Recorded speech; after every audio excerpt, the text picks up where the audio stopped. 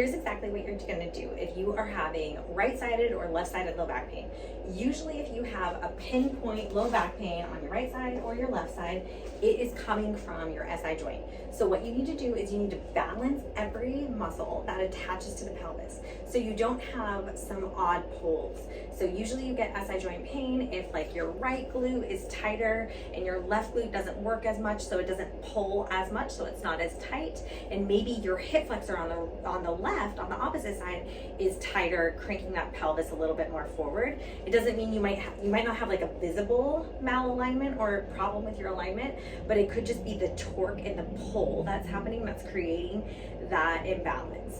And so especially like just being right-handed, and maybe you spend more time standing on your right leg than your left leg, you might have issues having like a tighter hip flexor on the right or a tighter IT band on the right, and maybe your glute is more powerful on the left, and so you just get this torsion that happens right on the SI joint. So we want to work to balance that. So a couple things you can do are some releases to your hips and everything that attaches to your hips. This obviously takes time, but is well worth it, especially when you're having a flare-up of low back pain. Here are some of my favorite tools. Okay, so I love to use the Quadriceps ball to release the psoas or the hip flexor. Side note, really good for constipation and helping you get your bowels regular. What you do is you stick the ball underneath the front of the hip, you prop this leg out to the side, and you can just rest your body here for about 5 to 7 minutes.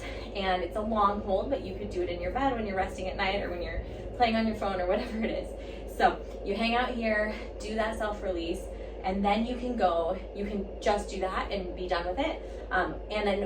Or you can follow it up with a psoas stretch.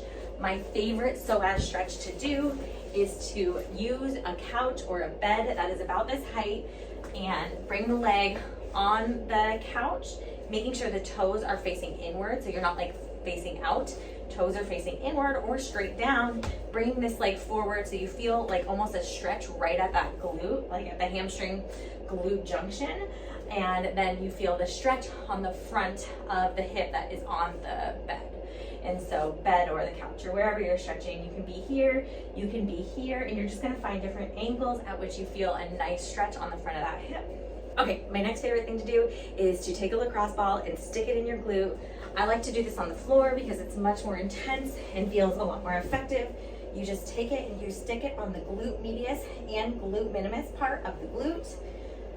And you just hang out here and do a 2-minute hold, make it hurt, really work and find the trigger points.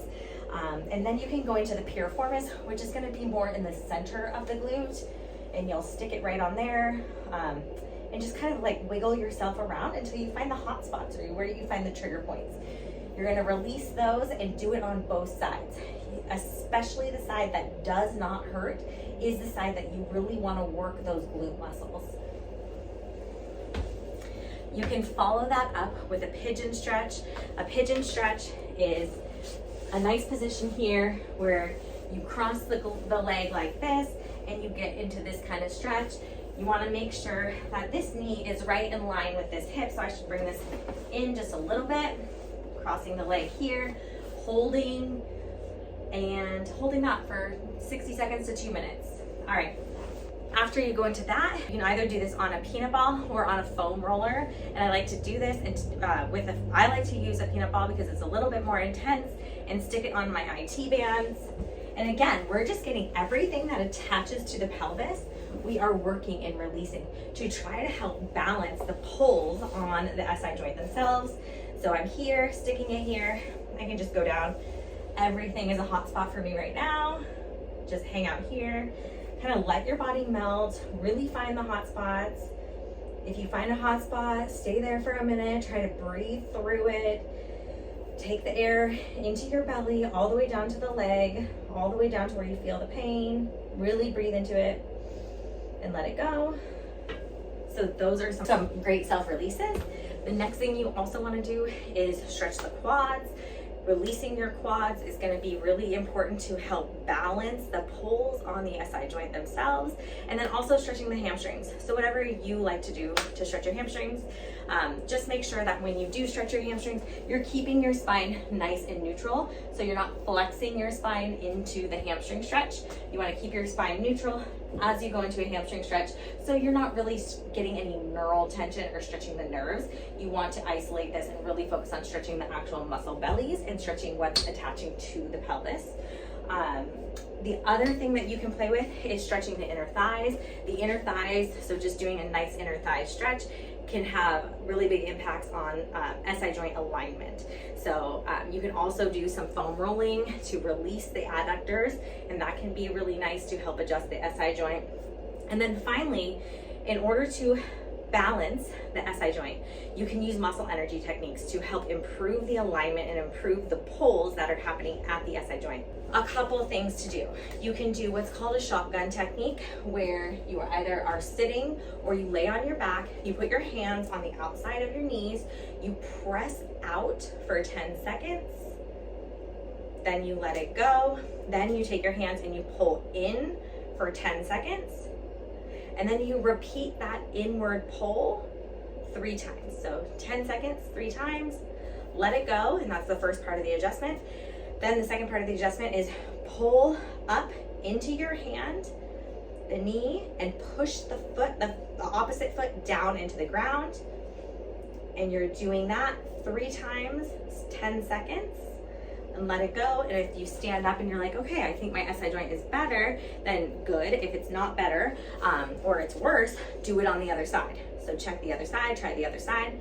It's called a muscle energy technique, and you're doing it to fix an anterior innominate, which can create stress right at that SI joint.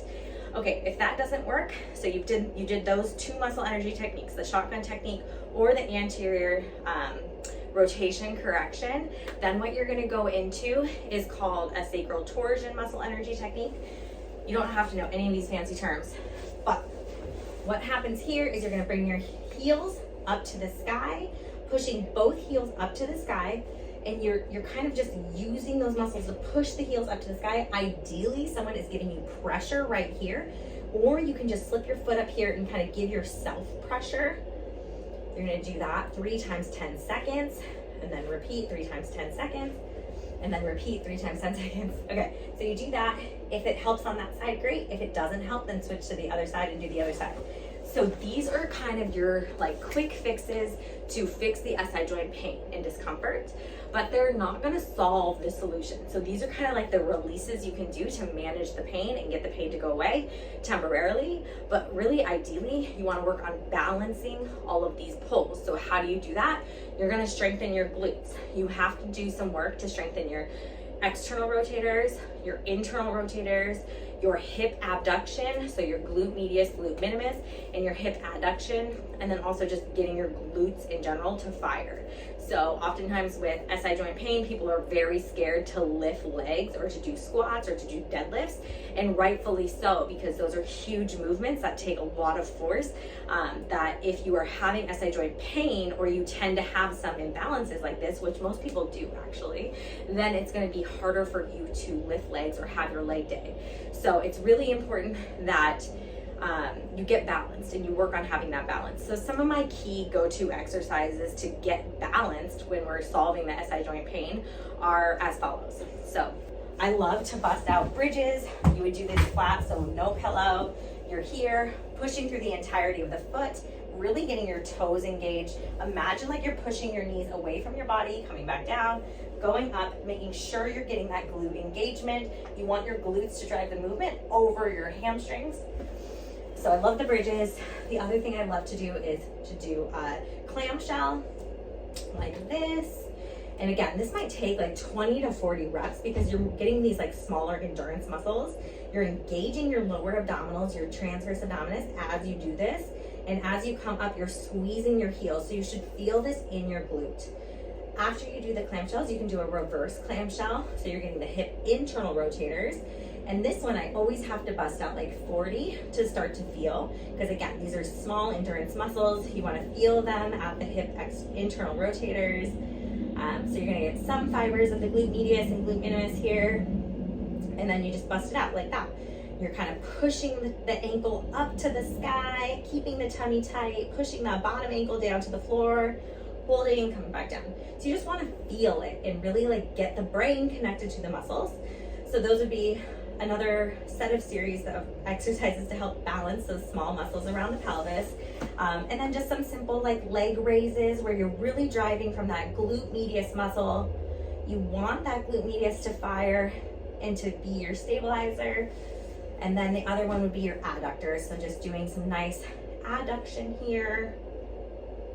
And then this, strengthening all these muscles and getting these muscles to balance is going to be really ideal in helping to solve and balance the SI joint pain for good. And then once you get in a good balanced space and you're not really having a ton of pain anymore, that's where you can start working on your mechanics to get your squats good, to get your deadlifts good. And then you can start to incorporate some more single leg activities. So like some Bulgarian squats, some Bulgarian split squats, or lunges and whatnot. So hopefully you found that helpful and that can help solve your SI joint pain.